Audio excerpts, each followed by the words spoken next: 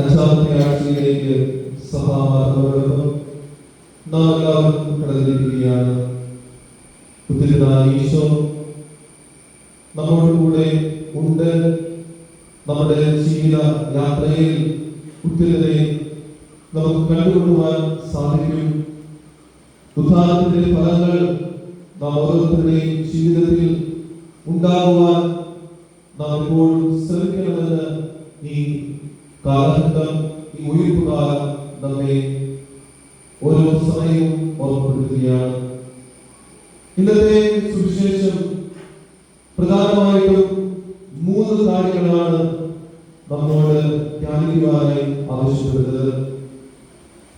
അതിൽ ഏറ്റവും പ്രധാനപ്പെട്ടതാണ് ഈശോ പറയുന്നു, വിളവധികം വേനൽക്കാലം ചുരുക്കം. ഈ ലോകം എന്ന് പറയുന്നത് കർത്താവിന്റെ ദൈവത്തിന്റെ ഒരു വിളഭൂമിയാണ്.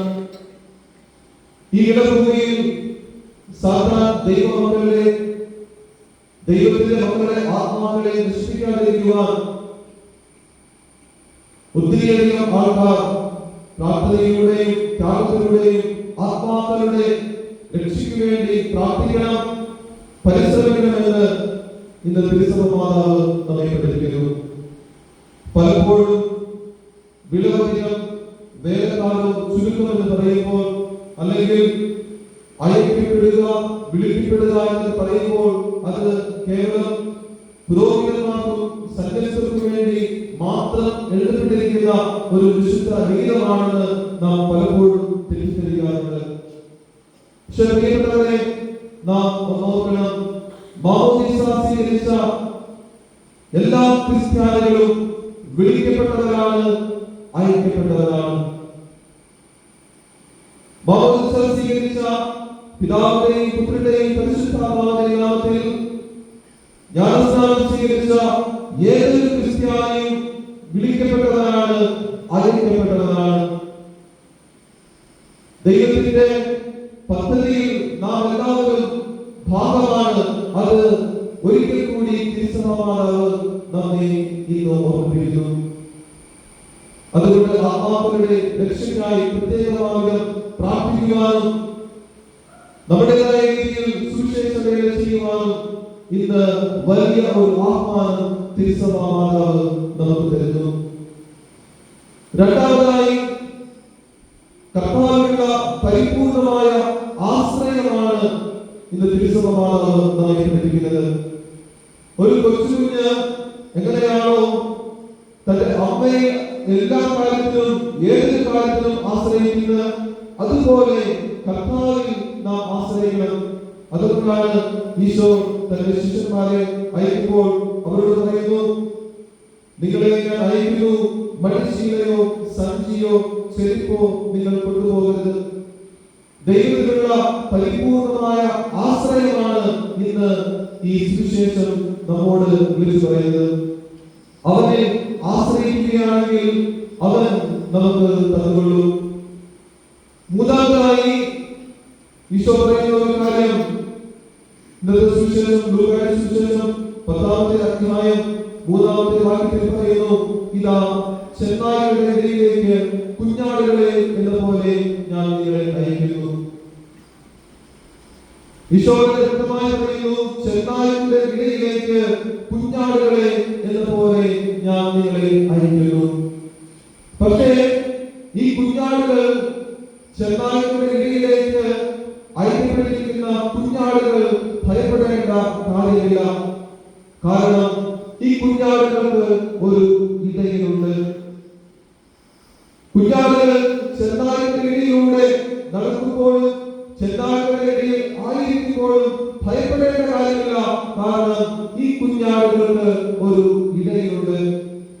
ആ ഇടയിന്റെ പ്രത്യേകത, ആ ഇടയൻ നല്ല ഇടയനാണ്.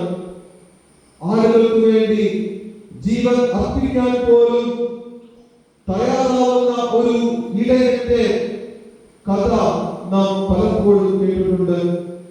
ഈശോ പറയുന്നു, ഞാൻ നല്ല ഇടയനാണ്, എന്റെ ആളുകൾ എന്റെ സ്വരം ശ്രവിക്കും, എന്റെ ആളുകൾക്ക് വേണ്ടി ജീവൻ അർപ്പിക്കാൻ പോലും ഞാൻ തയ്യാറാണ്.